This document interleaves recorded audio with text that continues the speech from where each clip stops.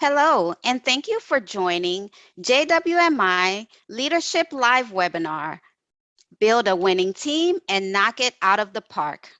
At this time, all participants are in a listen-only mode. If you would like to ask a question during today's presentation, you can do so at any time via the Q&A tab on your screen. This call is being recorded. It is now my pleasure to turn the call over to Dean Mary Carr. Please go ahead. Thank you so much, Taheen. It is so great to see everybody here today. Thank you so much for joining us. Welcome, welcome, welcome. My name is Mary Carr. I'm the Dean of the Jack Welch Management Institute, a top-ranked MBA program by both Poets and Quants and Princeton Review. And today I am incredibly excited to speak to a very special guest who is not only one of our favorite professors here, but he is a Chief HR Information Officer at Major League Baseball Players Association. So welcome, Michael. I'd like to introduce you and give a bio for just a second here. So join me in welcoming Michael ONeill. He's a CHRO of MLB Players Association, which is in New York City, and he has more than 25 years of human resources and administration experience in a variety of industries. Before his current position, Michael was the CHRO of Wilson Elser, a national law firm, and was the Senior Managing Director and Head of Global Corporate Services and Global Administration at Guggenheim Partners. Michael joined Guggenheim in 2006, and before joining Guggenheim, he was a Director of Human Resources and Administration in technology, private equity, and legal industries for over 10 years. He has experience with teaching human resources and finance-related classes as an online adjunct professor here at the Jack Welch Management Institute at Penn State and at Villanova. He received a BS in accounting from St. John's and a JD from New York Law School, and he was admitted to both New York and New Jersey bar associations and practiced law before starting his career in human resources. And I could not be more excited to have you join us today, Michael. How are you? I'm good, Mary. Thank you so much for inviting me. And I looked forward to this for a long time now. I'm happy to be presenting for JWMI and the program, the HR program. Thank you. Great. Well, we're super excited. As I said, many of our students, and we have students from both Strayer University and from the Jack Welch Management Institute online, as well as other interested folks who are interested in HR today with us. And they submitted a ton of questions before the call. So I did my very best to pull all these questions together and to come up with a few of those that we could have a conversation about today. And maybe at the end, if I see any in the Q&A, I'll be able to, if time permits, I may be able to throw in a few more. But thank you to all of you who submitted questions in advance. Really appreciate, really fantastic questions. I'm going to start with one that I think is really kind of fun and fantastic from some students. And people came in and said, Mary, HR today has this image of either Toby from The Office, right? Or sometimes being the police within a corporation. And so how does that prevailing public image of HR differ in reality? And I'd love to get your perspective, Michael, on some of the most important functions within an HR department. So yeah, thank you. I think that I'm a big Office fan, and although it kind of set the career that I've been doing for 25 years back substantially in terms of being important, but I think we see in some of the best companies, and I kind of referenced Jack Welch here in GE, where he saw the human resources function as one of the top functions in the entire company, and that's very important. That was in his books, and when HR is done right, it is a very important function, and you see it. The problem is it's all too often done incorrectly, and so we see that as kind of a mess. But HR is meant to be a problem solver, and they're meant to really promote fairness to the organization that we have to keep in mind. But there's ways to find situations where both the company and the employee can come out in a winning end of a situation. So HR is really meant to do that, to find ways to make employees more productive and at the same time to make sure that things that are potentially going to go wrong go right. And so that kind of leads us to the essential functions. And some of the essential functions are both tactical and strategic. The tactical functions of HR are ones that are the norms, the payroll, the benefits, the recruiting, and all of those. And those tactical positions have to be 100% correct. Period. Like there's no deviation from that. You need to apply. No one can be like, well, I got 25 out of 26 payrolls correct, right? Like it's not gonna be helpful to an organization, right? So you need to make sure those are 100% correct. I think also we get into kind of the strategic HR, and that's where we provide the most benefit to the organization, where we're really providing that link between employees and management. And we need to look at what employees need to do to be productive. We need to kind of stay up to date on the things that are available, the products and services that are available in the marketplace. We need to evaluate what works for your company, not just any company. So if a person tells you this worked for our company, you really have to evaluate whether or not that would work for your company, given your company's culture. And then we need to, most importantly, in my mind, we need to train and promote people and show them a path towards a future within the organization. And one of the key things, we talk about differentiation all the time in HR, and one of the key things for us is we really need to find to do this teaching and career development for our good employees. Too often, we're tasked with this employee who's a really bad employee needs to get some training. And we spend all this time on that employee getting their training, and it helps, and they do get up to speed, but we're ignoring the good employees in those situations. And I'd like to see us pay a little bit more attention to those good employees, because we'll see that there's reasons why you want to have good employees stay with the company, of course. Agree with you 100%. Jack used to use an analogy of baseball actually around the role of the CHRO, saying, basically it's like being in a baseball team and being in charge of player personnel. You're deciding who's in what role and who and that's one of the most important roles in an organization. So love hearing you say that today. And I am curious, we had a lot of students ask about what has changed since the pandemic. Now, what does it mean to be the head of HR today versus what it was like, over 2 years ago? What are your thoughts on that? Yeah, I hardly remember pre-pandemic at this point. It's just been a blur, right? So 2.5 years ago.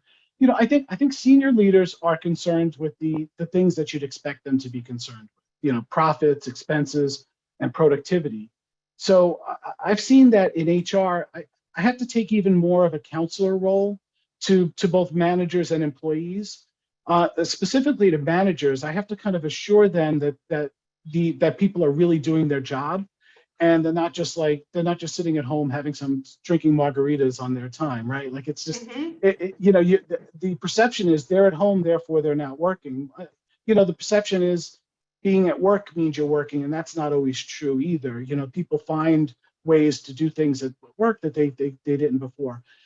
I think it's really important the focus on mental health and culture here. I think that those have, I can't say that anyone I've seen has done this perfectly yet, because you just don't know how people are going to react to being home. Some people are better employees at home than they were at work. It's not a one size fits all type of solution. So you have people who are immensely happy at work, and you have some people who mental health wise are struggling at work, who are good workers, but they're just not able to deal without that everyday culture that they like seeing all the time. So, I think it comes down to looking at teaching managers how to gauge productivity of workers, even though they're not there, and trying to get them to think in terms of results-based management versus FaceTime-based management. Can you share? I love what you just said there. So results-based management versus FaceTime management. Tell me a little bit more on that. I think our students would love that. Yeah, I mean, what's more important? Someone works 8 hours, or someone does all of the work they did in 4 hours, all the work they need to do in 4 hours, right? there's always a perception if they did all the work in 4 hours that they have 4 hours more to do, and you can pile on more work. Of course, that's not exactly the thing. But as a manager, you need to know your work, your business, who the people you are managing and what you're managing. And the manager has to understand, if in normal situations, if I give them this thing to do, this project to run, whatever the case may be, that it might take 8 hours for that. It might take 2 weeks, but manage based on the time that they have in mind to get it done. Have conversations with your employees and say, how long will it take you to get this done? Get that expectation. You have to manage that expectation a little bit. Someone might say 2 weeks when it'll take 2 hours, right? So you have to do that. But they may say it may take 8 hours, and it's going to take a week to do. And so you have those conversations, and you feel better about the project itself and the results. And it doesn't really matter which 8 hours of the day. This is heresy, I think, sometimes. But it doesn't really matter which 8 hours of the day that they do the job that they're supposed to do. So, sort of getting back to the working from home, a lot of people are taking care of kids between these hours, and they're sitting down at their computer between, say, 8 p.m. and 11 or 12. And that's just the way they work. And there's benefits to that. There's some detriments in terms of teamwork and capability of batting back things and back and forth. But in the end, you want the manager to understand that what's most important is accomplishing the goals of the organization, and then filtering down the goals of the group. And are people working towards establishing those goals or meeting those goals, or are we falling behind those goals? And the number of hours that they're in the office won't affect that. That's management 101. Got it. Thank you for that. And we have had a few questions come in on what it's like to manage remotely, and how do you build a positive culture in a remote environment. I think, a lot of our students are, a couple of years ago, it was all about, from our students, we'd hear from them that they were adjusting to now working from home, and there was an adjustment there. And now many are coming back and saying, well, hey, Mary, I'm having trouble, balancing work life, classroom, because I'm going back into the office, and this hybrid, there's a hybrid environment that's happening. Any advice on, if you're a manager in this, hybrid world, remote world, how do you still continue to build a positive culture? It's not as simple as before. Maybe I could go buy everyone lunch. Yeah. If you're in the office, or we could do something fun and, in the middle of the day, or maybe we can, but any thoughts on how to be positive and maintain a positive culture in this environment today? I think there's two different answers between HR and management. So I'll stick with management first, because I think that theirs is easy. Both are communication. I'll skip to the big point. It's all communication, right? But for managers, it's communicating with your people and with your employees, and letting them know that you're there to help, to understand what their needs are. I've seen it go a little bit overboard, and we're going to have a meeting every single day, and everyone's going to focus on that meeting, and no one likes meetings. Right? Certainly no one wants to have a meeting every day about what they're doing. So there's a balance to this. Is it once a week? Is it twice a week? It could be whatever it is that you need to do, but always being available by phone, by email. I feel like just communicating to them in ways that show that you're there, you care about what they're doing, you're there to help them. They're not out there on an island. And then the bigger issue is more HR related, but it has to do with the manager as well. It's how do we build the culture of the organization? Because it does us no good if there's 10 managers or 100 managers or 1,000 managers all building their own cultures, because then we have that problem of integrating all of them together. And so I think that we in HR, what we have to do is communicate, but we have to rely on our senior management to communicate more. I think that I've worked in organizations where the senior management haven't wanted to communicate at all. So during these times, you have to get them to communicate with everyone, to tell them what culture is. And I'm a big goal setting person. I want organizations to set organization-wide goals. because I think we can work towards those goals, and people want direction. They want to understand what the organizational desire is, or what the organizational goals are. So that direction will help them in their day to day. Like, there's just so many ways that you make decisions as an employee every day that could affect how the future of how the organization's goals are going to be carried out. So, just in general, I think that for HR, it's communication with individual people, individual groups, trying to get together with groups. Like what I've tried to do sometimes is get together with the groups, the managers who have meetings. I will sometimes join those meetings just to hear what they're up to, where they're at. I have very close meetings with or scheduled meetings with heads of each department, just to see what they feel like their touch points are, and kind of just try and, like I said, get senior managers to communicate what's going on to people, and have them feel like the whole organization is something they belong to. And that it's a great point. I think one of the pieces of advice that we've given students and that Jack has given students in the past was, also, if you're in a management role, talk to your employees and find out what motivates them today. So maybe we can't buy lunch for everyone and hang out in the kitchen in the office, but maybe there's something else that people would like to do in a call, or when you're talking face to face, what matters. Maybe it's a meeting that's not necessarily a meeting, it's a chance to gather and have lunch together virtually, as an example. And so also speaking and seeking out from your team things that motivate them today versus what maybe got us excited a few years ago. And that can help, because I feel like managers often put the responsibility on themselves. And it is, really truly a collaborative effort with the team and with the employees to help build that culture together, because they have to have a voice in it. So, in today's world, it's the same steps. I think it's just might be a different type of celebration, or a different type of, emphasis in terms of what matters within culture today. So this next question came to me, and I thought this one was great and very fitting, since you're at MLB PA. But this one student said, there are two schools of thought. One claims that your work team is like a family, while the other says your work team is like a competitive sports team. Where do you stand? Is it a team or a family? So I am going to get right to the point. I really dislike the concept of work as family. Mm-hmm. So it's to me, family is special, right? They're part of your life forever. People change jobs all the time, and I've seen this with managers. When they think of it as the family, they end up, every time someone leaves, that person is dead to them.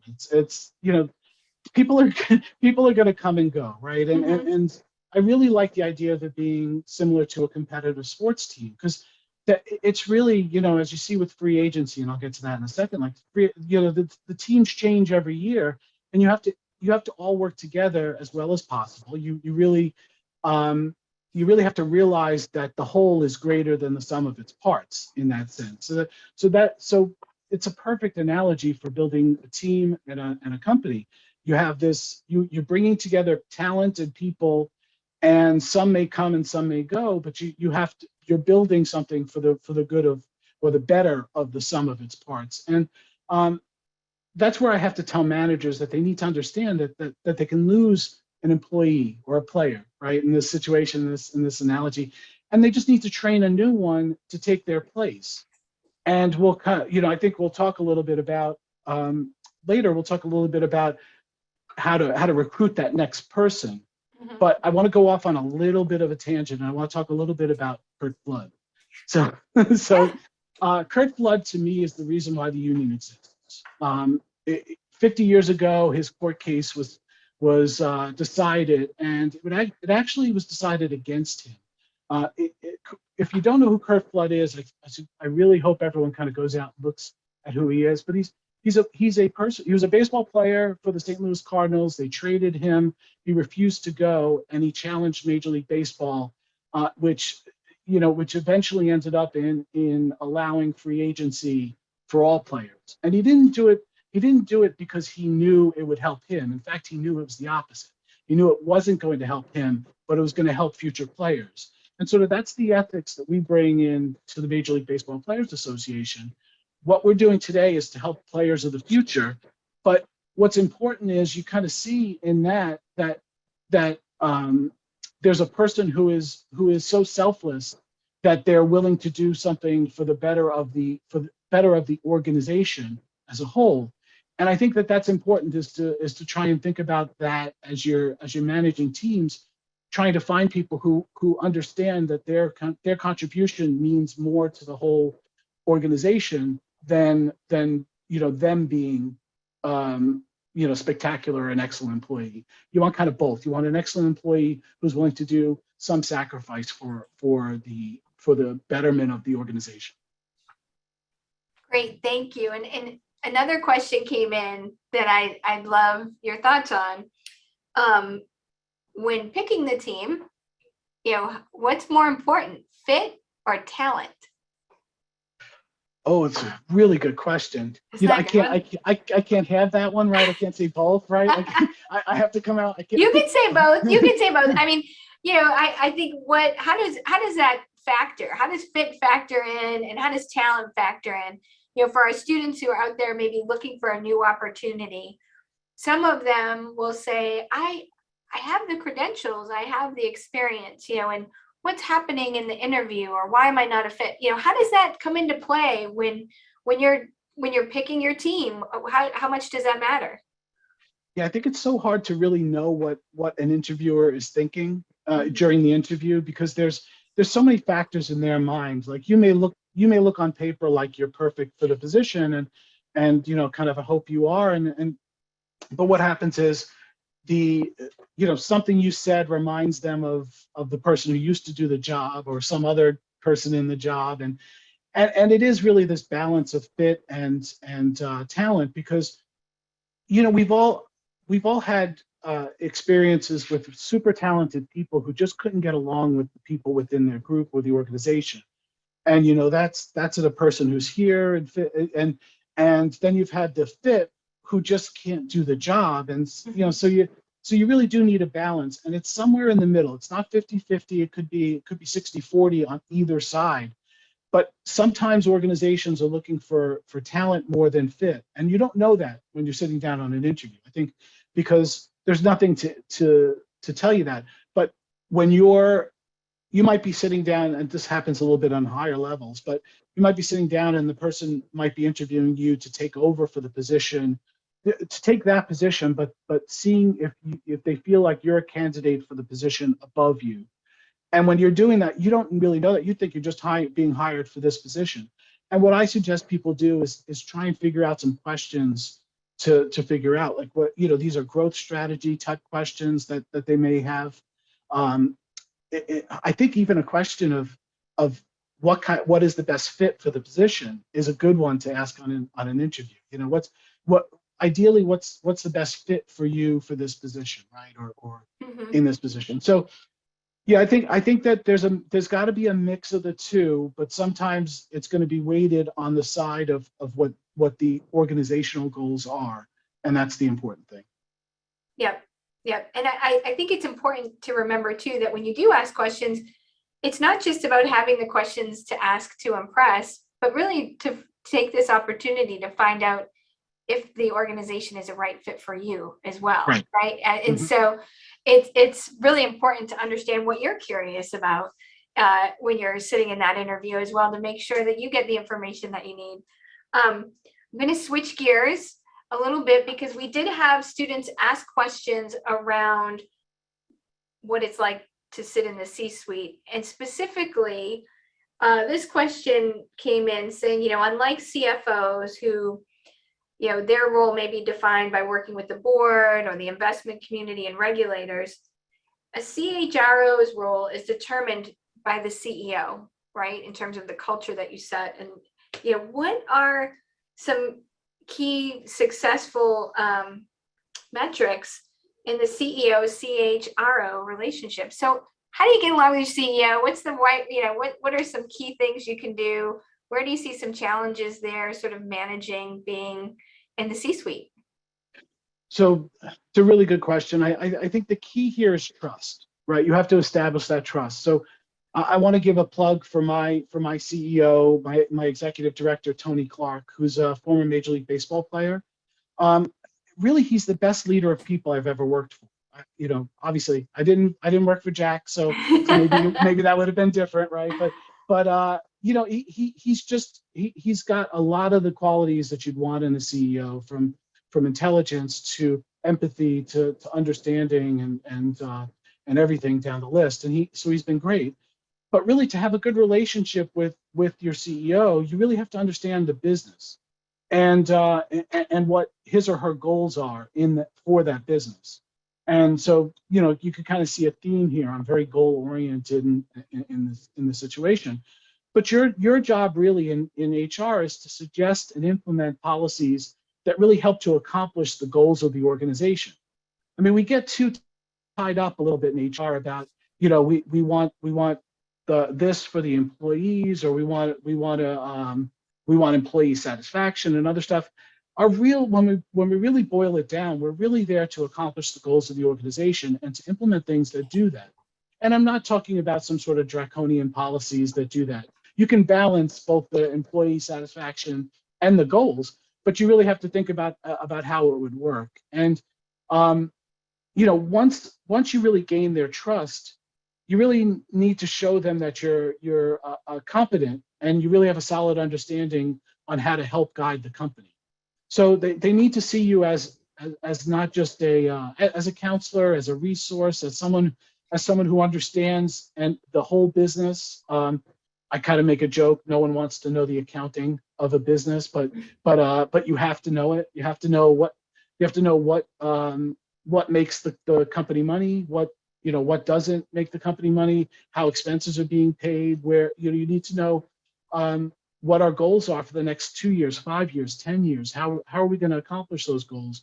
Do we need to hire more people? Do we need to terminate people? How would that work? And come up with a lot of different suggestions on how to make that work, and suggestions that work, as we talked about with the culture of your organization, are going to be the best ones for the organization.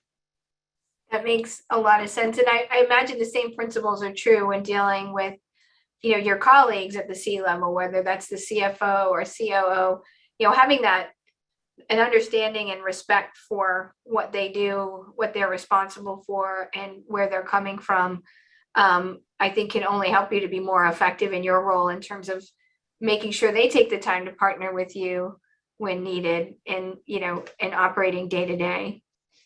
I'll give you the thing that I learned early on. I can't say, listen, I never say I'm perfect at any of this stuff, but I learned early on that people have drivers and motivators for what they do. And the simple thing to do is always ask the question, why? Just why? Why do you need that done? Why is it important to you? Why do you want to go that direction? And you'll find out that they have something in mind. Very, very often you'll hear something that will make no sense. Like, so-and-so wants to do this. And why? That doesn't make any sense, right? Well, you got to go talk to that person. And generally those are high-level managers, senior managers, and C-suite type people. And they always have, these are not irrational people. They have good ideas. They got there for a reason. So you want to ask them why they're looking to do that. Because frequently in that why, you could really figure out other ways to accomplish their needs, and generally less disruptive ways. So I found, the managers really are thinking about, in order to do this, I need to do that, right? And they're very focused on one solution to a problem, and that's why HR is so important. We think about multiple solutions that are and we have more of a well-rounded understanding of the whole company to do that. So the why question kind of gets us to really good places with them and understanding. They end up appreciating us trying to understand their motivations, their business, and that builds a stronger bond so that the next time they come to you, they say, do you have any thoughts on this? How can I accomplish this? So it becomes less of a directive of what I want to do this, and it becomes more of, what do you think we should do in this situation?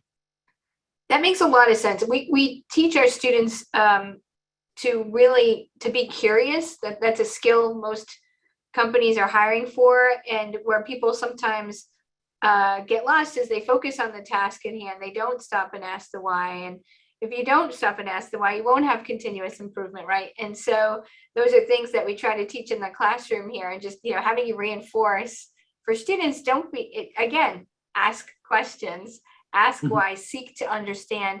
Most people are willing to share, just like you are with us today, what they know, because most people genuinely want to help, and help share what they know. And it also just gives you a perspective into where folks are coming from, so you can figure out a solution at times when you maybe need to meet in the middle. So thank you for that. One of this is a good one. So one of the topics that we talked about, the Great Resignation. We've talked about people leaving their organization. I want to flip that a little. This question came in, and it was, as controversial as employee poaching may be, which we know is happening, right? Companies are trying to take employees from other companies. I think, I've read that today applicants, have sort of the buying power and the negotiation power more than they have in the past. But so more companies are constantly looking to get the best talent hired. What are some ways to ensure that your best players, your A players, are, can't be poached by another organization? I think we've taught, Jack used to tell students, you want to make your department like the cool kids basement, right? Where everybody wants to be, the place to be. But what's your perspective? What advice can you give to managers and to HR folks? Just how do we keep our people happy, and how do we keep them from leaving? So this doesn't help keep them from leaving, but I always think that I want us, the company I work for, and in this case, MLBPA, I want us to be the place where people go, oh, you work there? I would love to work there, right? Like that's who I want us to be, right? But we kind of get to the answer to your questions. It comes down to, why do people leave jobs, right? And I think that it's a pretty critical question, and one that it's slightly different in each company. Some of the common factors that you're going to hear are things like pay and hours, working conditions, growth potential. And now we really have the COVID factor, which is the ability to work from home or work remotely, whether it be entirely remote or hybrid, or, we kind of talk about, like, sometimes people have in mind they'd be willing to work 2 days a week from home, but not 2 days a week from work, but not 3. And that blows apart the whole thing. And you guys you're a perfect fit for them. They're a perfect fit for you. And it just blows apart at the end because of your schedule. So all of these things kind of coalesce into the reasons why people leave companies. But, we need to really solve these, but we really need to particularly solve these for our top performers. And that's the key. We really need to consider our top performers when we're doing these things. I will make the caveat that not every company even identifies their top performers. So in those cases, that feel free to poach them, because they're underappreciated, right? Like that's who you want. But the big thing is, you want to make them not want to leave or test the waters in the first place. And let companies come and try and poach your worst employees. That's what you want. Get them to poach those, because your best employees don't want to go anywhere. And one major point of this is that the number one reason people really leave their jobs is really because they have a bad manager. And so one of the things we have to do in HR is we need to identify the managers that are bad managers, and we need to train them, or if that doesn't work, we need to figure out how to minimize their role within the organization. You kind of alluded to this a little bit, but really not everyone is meant to manage people. People kind of move up in the ranks, and they don't really have that skill set to manage people, and it's a shame, but that's kind of the way it kind of happens. And the better you are as a worker, the more likely you are to be a manager, even if you hate managing people. Someone asked, you talk about having a bad manager, and I just saw in the Q&A this question that I think is interesting. It's, how can an internal candidate become more interesting for a new manager while not burning his current relationship with present management? So if I read through the lines here, Carlos. I'm thinking, you're saying, hey, what happens if I'm interested in a promotion, but I'm afraid my boss is going to get mad at me for seeking out that internal role. If I'm working inside a company, and most of our students, as you know, at JWMI, we're transforming leaders to get ahead. So most of our students are in management, they want to become a manager. What advice do you give to someone who's afraid of angering their current manager and they want to go seek out that promotion? Any thoughts on that one? Yeah, this is why I suggest the JWMI program for everyone, because it's really this program that teaches people the skills to manage, and I don't think that those skills are given to people enough, and so that's why I think it's a great program.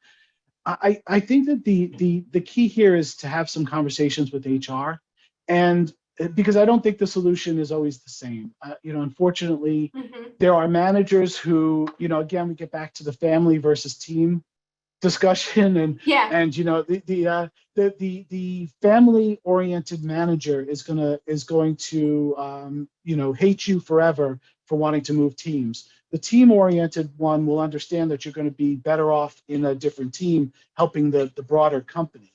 So, but managers are kind of inherently a little bit selfish. They don't want to see their talent go to someone else, right? So what I think you do is you go to HR, you get HR involved a little bit, and you explain to them that you'd be open to a change of position, but you'd like to keep it confidential.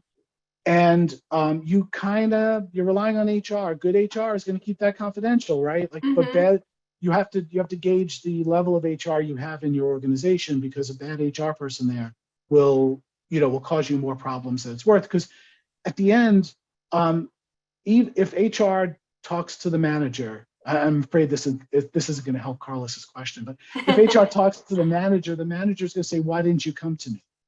And I think you can have a conversation, whether it's, I'm not a big fan of yearly performance reviews. I think what should happen is that every day people should be getting feedback on their work.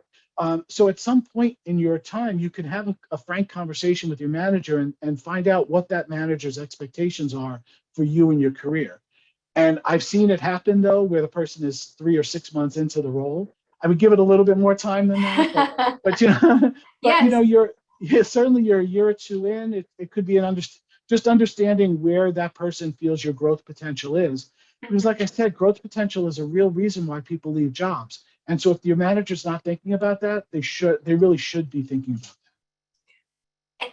I love what you just said too. So I think if I were to kind of sum it up, I think one, you kind of need to look in the mirror, do a little checklist. How long have you been there? How great are you doing in your job? You always have to ask yourself, when was the last time you over delivered, right?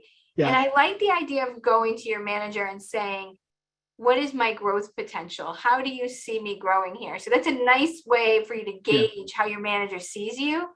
And that may open up the opportunity for the conversation of, well, I saw this role, but I'm interested in it. I love working for you, but what do you even think, right? Yeah. Because you always, sometimes you run the mistake of really looking at that job description and understanding what it is. But if a manager knows you want to get to the next level, most of the time they'll want to help you get there, as long as they know that, hey, I want to learn from you. How do I get from A to B, and opening up that dialogue. Right. And Michael, you said something else, and I have it's funny because I had a question that kind of came along these lines, where not always the person may be great in a role, and then they're promoted to manager, and it doesn't mean that you're great as a manager. And so I'll use, both of us are lawyers, and I've been in a law firm where some of the best attorneys on the planet should not manage people, right? That the skill set to be a great attorney isn't always a skill set to be a great manager. And so, what do you need to be a great manager? And then how can HR help the operations team develop their managers to become great managers, right? How do we teach them to be great managers? Yeah, so not to pick on IT, but I've seen some of the worst managers in IT because they're just brilliant at being IT people, and all they want to do is solve IT problems, and they're great at it. And then someone says, "You're so good at solving problems, let's have you manage people," which is a completely different skill set. right? Like, and to your point, that is exactly the point. We need to build the skill set of a manager. And what's a manager's skill set? They need to have communication. They need to have empathy for their employees. They need to understand the role of the whole department, not just the one job that they used to do. You know, so they need to start becoming more business people, which is a little bit different than what they generally do. I think that your lawyer example is perfect. You know, I see this especially with litigators. They're litigating everything, so you know that just becomes part of their nature. They're litigating every single thing, and litigation is not the way to build a culture and a good culture and one that you want to have. So you have you want in HR, I would want in HR to what typically happens is we send someone to you're a first time manager course, right? And that's 2 or 3 hours, or maybe it's a whole day, and they learn a couple of useful tips, but it's just not enough. There's got to be continual growth and development. I think that we've looked into recently things like coaching, executive coaching, or maybe not even executive, but just general coaching, that managers can reach out and understand where they fit in. Having them potentially be mentored by other managers or good managers at that, you know, that's been a key. I mean, it's somewhat difficult because you know there's only so much time in the day, and mentors, you know, they want to help, but there's just before long they're getting involved in the other person's obligations, and it causes some problems sometimes too. But it really is the best way to learn is from a manager, a seasoned manager who's seen some of these things, because those first 2, 3, 5 years as a manager could be kind of rough. Yes, and I think learning how to soft skills is not an easy thing to learn, you know, and that's a large focus of our program. Learning how to use, you know, the soft skills and have the tough conversations, and you know, treating folks not as you want to be treated, but the way that they want to be treated, and understanding that there's a difference in that. And so definitely, I think as you know, we've had a lot of students come to us for that very reason. So when they go through the program and they take a conflict management assessment, they learn how to have those tough conversations. And in our HR courses, we you know get into it in even more detail. And so thank you for that. I had another question that came in from a student that is poor hiring practices are both damaging and expensive, right, in any organization. So what are the most common mistakes that hiring managers make? If you help them understand the flaws in their practice, that would have the most significant impact on hiring success. So even Jack would say, you know, great managers get hiring right. Maybe, you know, your batting average isn't that great, right? You know, it's like maybe 60% of the time. And we're always trying to improve our batting stance when it comes to that. But how do you know, what are some things, what are the mistakes that you see people make when hiring folks? And then the flip to that, I'm going to ask you is about, you know, some advice we can give to our students on interviewing. But let's talk about a hiring manager. What are some mistakes you see there? So one of the biggest ones I've seen is that hiring managers hire people because they like them. Liking people is not a prerequisite for the job. Strange as that might seem, we kind of get back to fit and talent, and fit does play a part in it. But you know, entirely about fit is not the right way to hire someone, because fit is important, but it can't be the whole thing. But when we talk about fit, we really get into some real big problems with organization in terms of diversity. Or when we talk about liking people, right? Because we're tending to like people because they remind us of ourselves, they remind us of our friends, our family, things like that. And those can sometimes cause issues where we then start hiring the same people throughout the whole workforce. So there's right? And you know, one of the things for me, I think about, I've explained this to managers is I've liked a lot of people that would be terrible to manage. I mean, just terrible. Just to, you know, some of my best friends I'd hate to manage, right? Like, and that's so you don't want to go on that. You want to go on you want to go on their ability to do the job too. And so you want to delve deep into that and why you think they need to do it. So they need to hire people for skills and not the skills the manager possesses. I think that's one that kind of comes up all the time. You want a manager to look for skills that will help them in the role or in the future roles.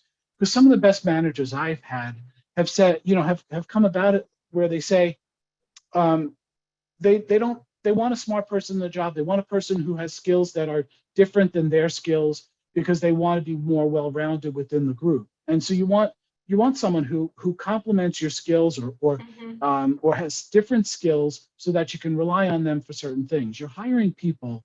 Think about why you're hiring a person. You're hiring a person because you think that they're capable of doing the job.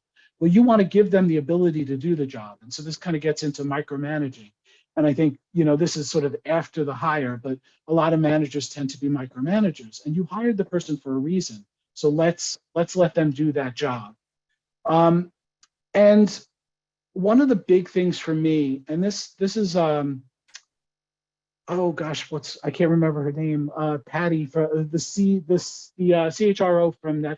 Oh yes, Patty McCord. Yes, Patty McCord. yeah, I love Patty McCord. So yeah, shout she's out to Patty. fantastic. Yeah. Yeah. So I once heard her at a conference, and she was talking about her book, and essentially, when a person leaves, I mean, the common mistake that we make, and this is sort of even before we get an interview in front of us, this is when the manager goes and looks at the job description. So the mistake happens this early. The manager will look at the job description and go, yeah, this is what Sally did before. This is exactly what we need. They don't take the moment and just realize you're building an organization for the next year to 5 years to 10 years. What are you going to need in that next year? What are you going to need in that next 5 years? Let's find that skill, that talent, put it on the job description and find people that do that skill or have those skills. Let's not just, recreate the same job we had. Let's try and build the organization, build the group a little bit better. So that's the early stages where managers make the most getting every brain in the game, I think, right? Yep. Is what we say here is, bringing diversity of thought to the table is only always going to make you better. Hiring people who are smarter than you that Yep. can, hiring someone that can someday take your role, and, that makes a huge difference. On the flip side, what mistakes do you see people make in interviews that we could share with our students? If you kind of had a do's and don'ts list of interview tips for students, because a couple folks have asked in the Q&A. Any thoughts around that? Yeah, so I think the biggest one is not to focus on salary too soon in the interview. I think your point before about interviewing the company is really important, making sure that you're using your time and your questions to figure out if you're a fit for the company. And especially when you get in front of the person who will be your manager, finding out how that manager works, how they click, all of those things, right? Some of the mistakes I've seen made are sort of not asking questions in an interview. That's a gigantic one.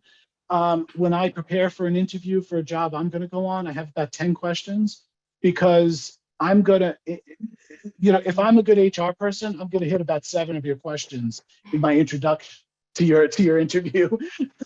So you want to make sure you have a couple extra. And even 10 might be enough, 20 might be enough. Who knows, right? Just have some questions and relate those questions to something that came up within the interview is always the best way to go about it. What other mistakes? I think some of the mistakes are for me dressing, in this Zoom world. I guess I'm a big fan of so one person who I interviewed, he showed up in a white shirt with a gold necklace and a medallion hanging from it. And I just had to ask him. I said, what went into that thought?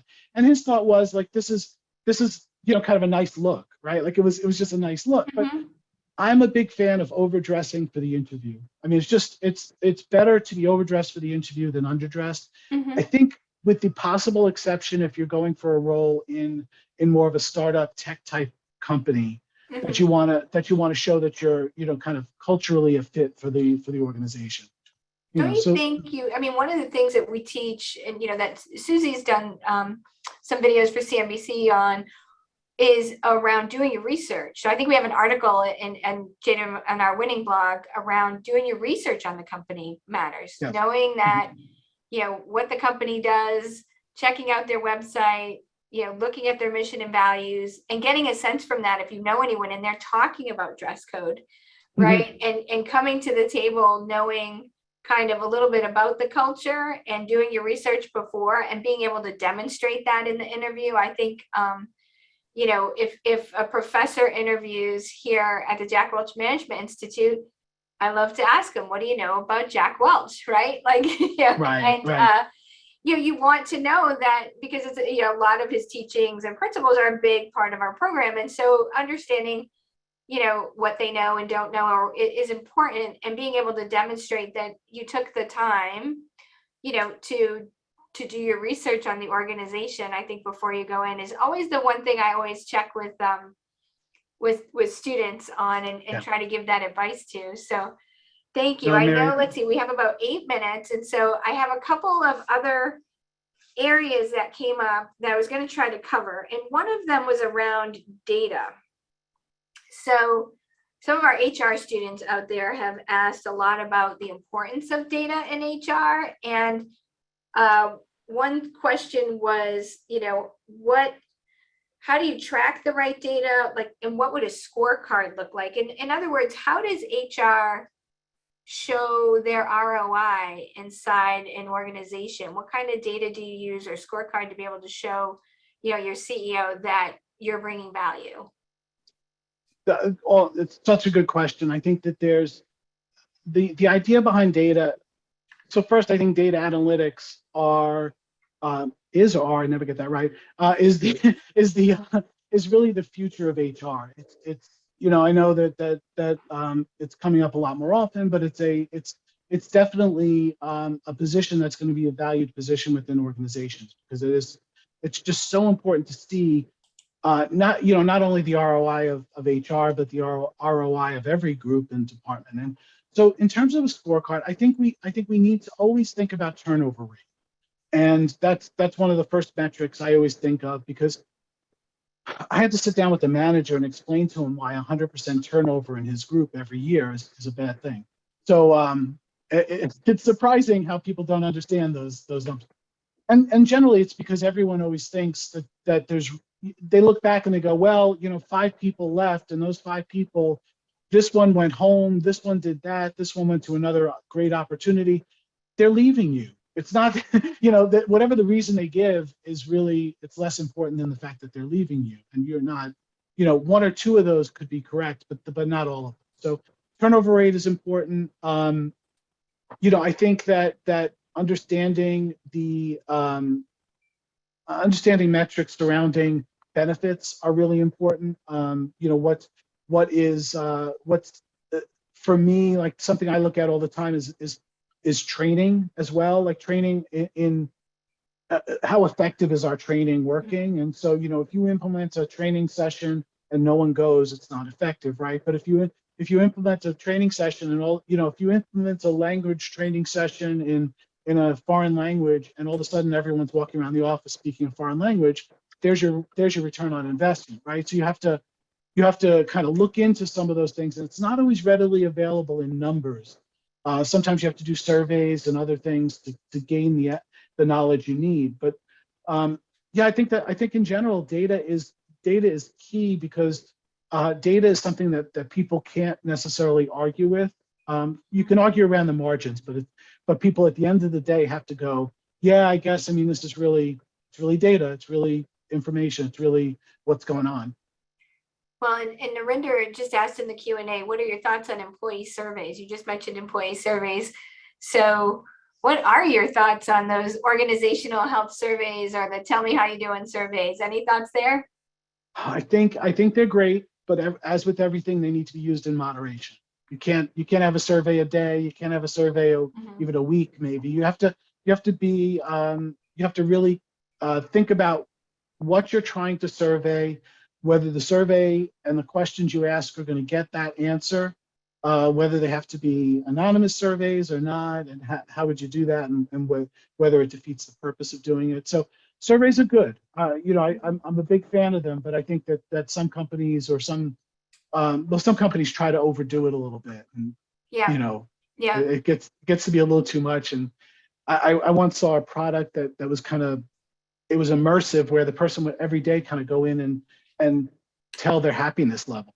I was like, oh my God, I don't even know if I want to work in a company that does Well, it's that. interesting. We are survey obsessed a little bit. Jack was, but it wasn't about the survey. It's about what you do with the survey. And Yeah. so, Jack taught us well. We read through every comment. We do voice of the student surveys and course evaluations, which because you teach here, and we read every single comment. And people ask me all the time. We call students back and say, hey, tell me more about why did you like this book, or what happened with this feedback that you had an issue with. And it really helps us to be smarter about how we make improvements, because the voice of the student is so important to us.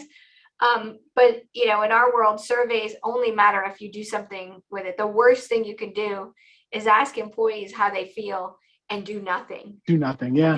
I think that is, so if you are going to do one, make sure that you can do something about it, is definitely my advice. And we have a lot of good questions that have come in. I think let's see. One question in here was asking about, have you ever, Dr. Vance had asked, what's the best advice you received from a mentor about career advice? Like, what's sort of some of the best career advice that you've received that you would like to share with students? Another good one. I think that the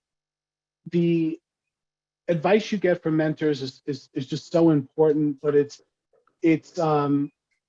sometimes doesn't come up until much later in your career, right? You get the advice at one point, and I think some of the best advice to me has been to really don't look for recognition. I'm not a recognition-seeking person. It's so funny in my career. I've worked for some really good managers who have promoted me in my career when I haven't even asked for it, and so I feel like I'm one of the lucky ones. But I think it's you mentioned this before, that you have to that a lot of times, like, what is it that you did that went above and beyond that makes you deserving of things. And the advice I got was just do your job, do the best job you can, do as much as you can, and then the recognition and reward will come to you from there. And that's been the case in my career. But will it happen everywhere? No, but if you find the right people, the right managers, that'll happen. And I think that to me was the best advice. I think also, sometimes this doesn't work in this modern world, right? But sometimes the outside opportunities aren't as good as the internal ones, and you just have to evaluate them on really, a couple of dollars extra today is not going to be worth your health and sanity later. So, you want to find the right place for you, the right culture for you, the right environment for you. Couldn't agree more. And I know we are coming up on time, so I wanted to end on a positive note. I would love to, HR has its challenges, and we started with the perception of HR today, but HR is also a great industry, and it's filled with wonderful people who are truly behind growing employees and developing employees. What is the most rewarding thing about working in human resources? I think it's always the people. You're at the end of the day, I'm helping people to navigate their lives, and I'm helping the business to grow in a way that not many people have that much input into all facets of the business like I do. So again, it's the people, and I kind of measure my day by, have I helped people do more work because they're not worried about things that they shouldn't be worried about throughout the day. So yeah. It's always people. about the people. And Michael, thank you so much for your time and guidance and advice, and for all that you do for our students, and for all that you do for the people that you lead as well. And for us, it's the same thing here. It's all about transforming our students into leaders. There's nothing better for us than graduation and seeing them walk across the stage. But having the opportunity to share your knowledge and advice with everyone is so much appreciated. And for everyone who showed up today, thank you. And thank you for the wonderful questions. And for our students, I'll see you in class. Finish the quarter strong and have a fantastic day. Thank so much. Thank Take you. care. Bye-bye. Bye-bye.